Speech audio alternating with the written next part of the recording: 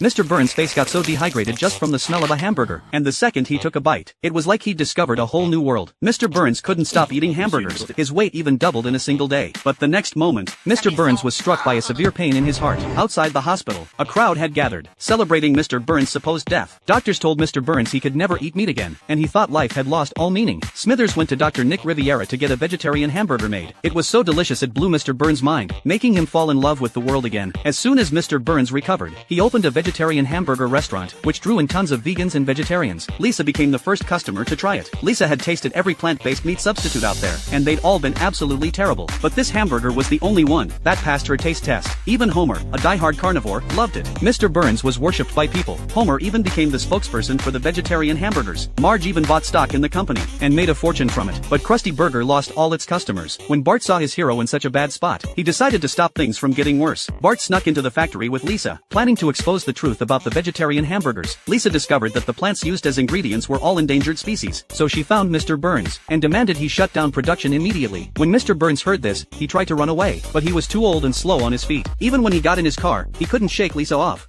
Bart made a ton of money working as a golf caddy. When he bought ice cream, he handed the clerk a $20 tip right away, and soaked up the praise the clerk gave him. But when Marge went to the place where Bart worked, she found out Bart was earning money by licking people, so she sent Homer to talk Bart out of it. But Bart just stuffed money in Homer's mouth to shut him up. The next day, Bart found out that caddying for the president got you a $100 tip every time. That made Bart super jealous. On the other side, Marge, determined to shut down the private club, decided to go to City Hall with Lisa to file a complaint.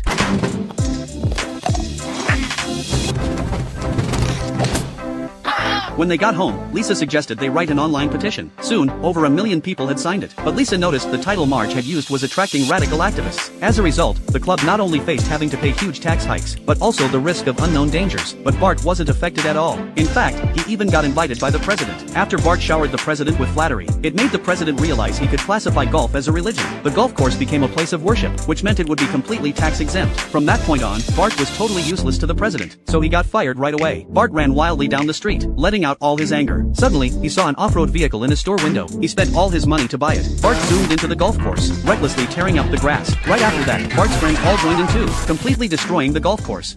There was a thick layer of fluid surrounding Homer's brain, making his head as hard as if he were wearing a football helmet. So in boxing matches, Homer only needed to stand completely still, waiting for his opponent to exhaust themselves from throwing too many punches. Then Homer would give a gentle push, and the opponent would collapse from fatigue. Homer used this strategy in over a dozen matches, winning every single time. He even made a lot of money from it. That is, until Lucius came along. Lucius was the manager of Derek, the reigning champion boxer. He noticed that audiences had lost interest in regular boxing matches, so he needed to find Homer, the freak show boxer, to fight against the champion. Mo knew Homer couldn't withstand even one of Derek's punches, but tempted by money and fame, Mo still gave in. He tracked down Homer and told him, "I have a way to make you the world heavyweight champion. All you have to do is fight Derek." Homer thought Derek was just another homeless guy he'd face, and that he'd win like he always did. On the day of the match, the entire arena cheered as Derek walked in, but Homer had to be pushed just to get onto the ring. The match started, and Homer tried to reassure himself, "It'll be fine." Before he could finish the thought, Derek landed a heavy punch that dazed him. Only 6 seconds had passed, and Homer could barely stand. Meanwhile, Derek actually started chatting with someone in the audience. The referee hurried to stop him. Homer heard Marge's faint voice urging him to fight back. Homer swung his fists, but every punch missed completely. The crowd below went wild, just as Derek was about to throw the finishing punch. Luckily Mo showed up, and had Homer airlifted out of the arena.